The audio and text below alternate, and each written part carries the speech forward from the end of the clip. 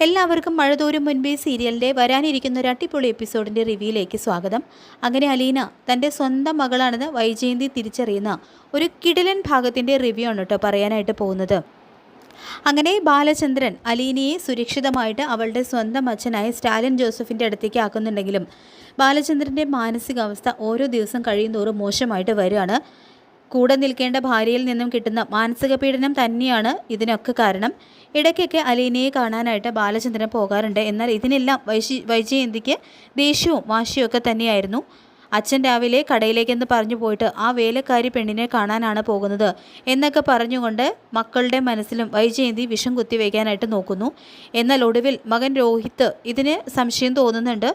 രോഹിത്ത് നേരെ അച്ഛനോട് ചെന്ന് ചോദിക്കുന്നുണ്ട്, എന്തുകൊണ്ടാണ് അച്ഛ അലീന ചേച്ചി താമസിക്കുന്ന സ്ഥലത്തേക്ക് ഞങ്ങളെ കൊണ്ടുപോകാത്തത്?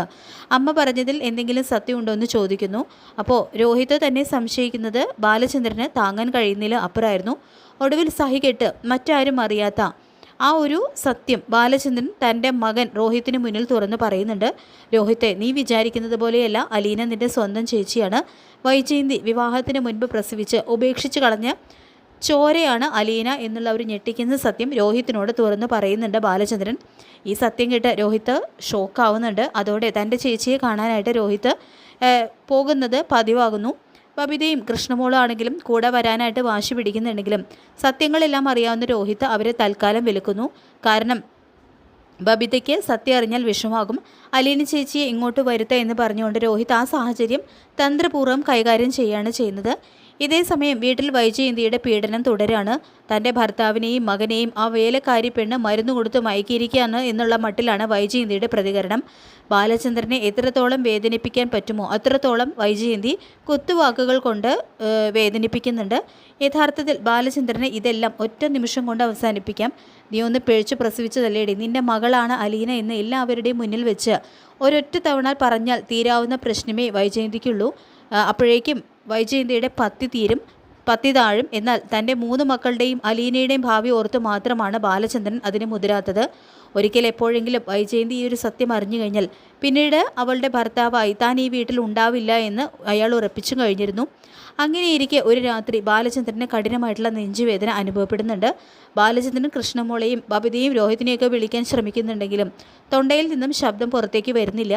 മേശപ്പുറത്തിരുന്ന ഫോൺ എടുക്കാൻ നോക്കുമ്പോൾ അതാണെങ്കിൽ താഴേക്ക് വീണു പോവുകയും ചെയ്യുന്നു. ആരെയും വിവരമറിയിക്കാൻ നിവൃത്തിയില്ലാതെ ബെഡിൽ നിന്നും തറയിലേക്ക് വീണ് അബോധാവസ്ഥയിൽ ബാലചന്ദ്രൻ അവിടെ കിടക്കുകയാണ്.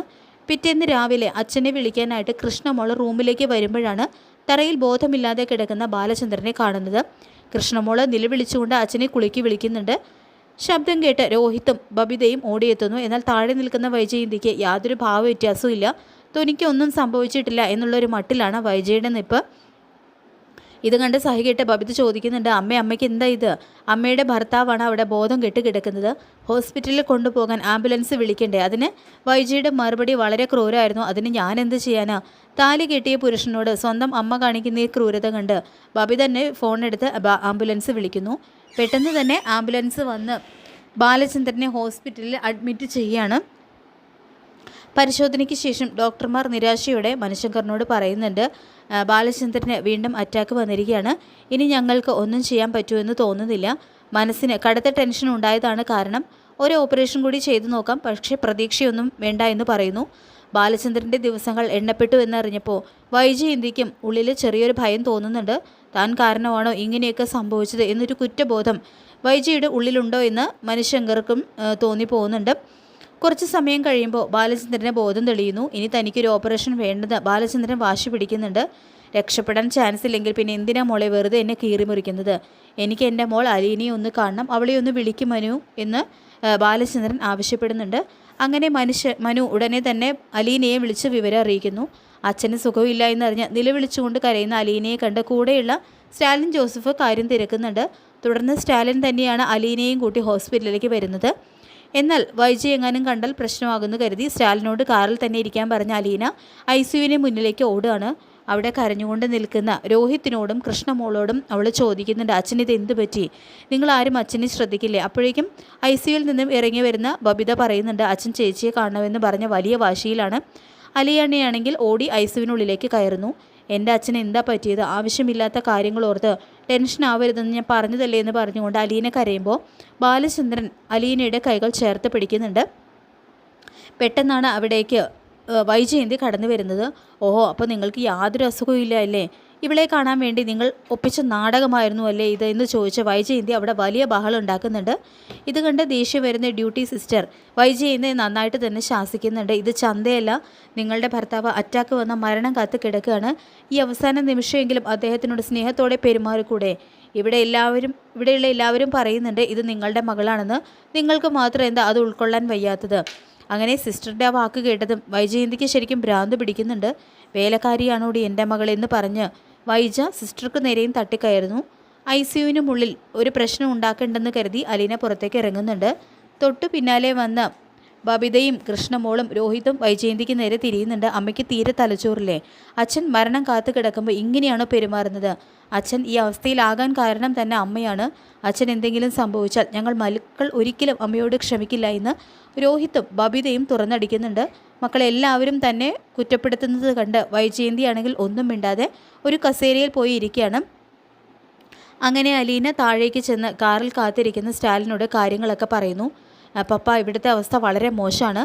അച്ഛൻ ഡിസ്ചാർജായി വീട്ടിലേക്ക് പോകാതെ എനിക്ക് വരാൻ കഴിയില്ല. പപ്പ പൊക്കോളൂ എന്ന് അലീന പറയുന്നുണ്ട്. ആദ്യം വിളിച്ചതും അച്ഛ എന്ന് വിളിച്ചതും ആ മനുഷ്യനെയാണെന്നും ഈ അവസ്ഥയിൽ തനിക്ക് വിട്ടുപോകാൻ കഴിയില്ലെന്നും അലീന പറയുമ്പോൾ സ്റ്റാലിൻ അത് സമ്മതിച്ച് കാർ ഓടിച്ചു പോകുന്നു. ജനലിലൂടെ ഈ കാഴ്ച കാണുന്ന വൈജയന്തിയാണെങ്കിൽ സ്റ്റാലിനെ പോലെ ഒരാളെ അവിടെ കണ്ടതിൽ അമ്പരക്കുന്നുണ്ടെങ്കിലും അലീനയോട് സംസാരിക്കുന്നത് കാണാത്തതുകൊണ്ട് തന്നെ കൂടുതൽ സംശയിക്കുന്നില്ല. തിരികെ വരുന്ന അലീനയോട് വൈജയന്തി വീണ്ടും തട്ടിക്കയറുന്നുണ്ട്. നീ എന്താടെ ഇവിടെ നോക്കുകൂത്തി പോലെ നിൽക്കുന്നത്? ഭാര്യയും മക്കളും ഇവിടെ ഉള്ളപ്പോൾ നിനക്കെന്താ ഇവിടെ കാര്യം? ഇതുവരെ ഇല്ലാത്ത ഒരു രൗദ്രഭാവത്തിലാണ് അലീന ഇതിന് മറുപടി നൽകുന്നത്. ചോര തിളയ്ക്കുന്ന വാക്കുകളോടെ അലീന വൈജയന്തിയുടെ നേരെ വിരൽ ചൂണ്ടി ചോദിക്കുന്നുണ്ട്, നിങ്ങളൊരു മനുഷ്യ സ്ത്രീയാണോ? ഇത്രയും സ്നേഹവും ദയവും ഇല്ലാതെ നിങ്ങൾ എവിടെയാണ് ഒരു കുടുംബത്തിൽ ജനിച്ചത്?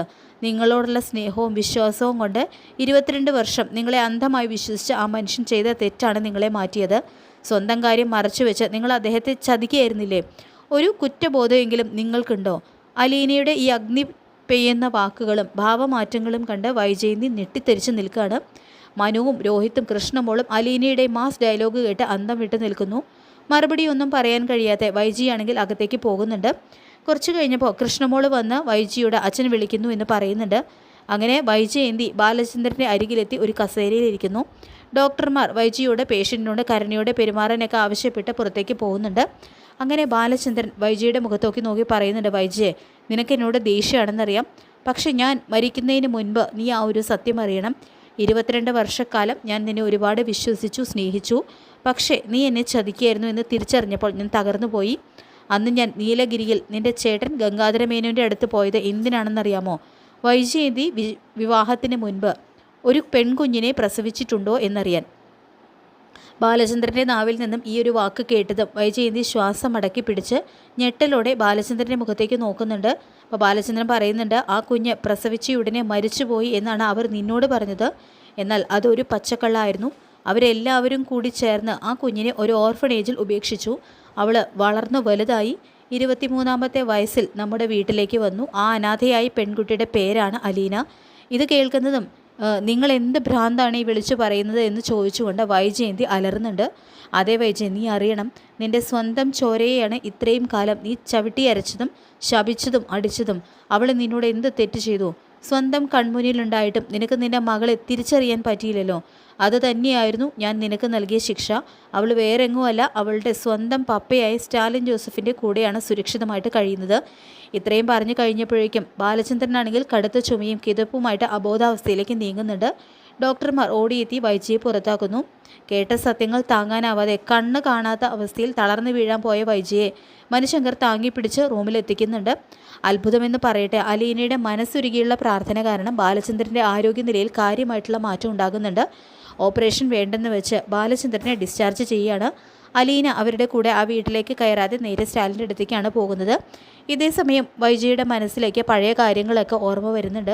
ആഗ്രയിലെ ആ വാടക വീടും താൻ ഗർഭം ധരിച്ചതും വയറ്റിൽ കുഞ്ഞനങ്ങുമ്പോൾ സംസാരിച്ചതുമെല്ലാം ഓർത്ത് വൈജ പൊട്ടിക്കരയുന്നു. റെസ്റ്റ് എടുക്കുന്ന ബാലചന്ദ്രൻ്റെ അരികിലേക്ക് വന്ന വൈജയന്തി കൈകൂപ്പി മാപ്പ് ചോദിക്കുന്നുണ്ട്. എന്നോട് ക്ഷമിക്കണം, ഞാൻ തെറ്റ് ചെയ്തു പോയി. വിവാഹം വേണ്ടെന്ന് ഞാൻ ഒരുപാട് നിർബന്ധിച്ചതാണ്. വീട്ടുകാർ എന്നെ ഒരു അറവ് മാടിനെ പോലെ ഇങ്ങോട്ട് കൊണ്ടുവരികയായിരുന്നു.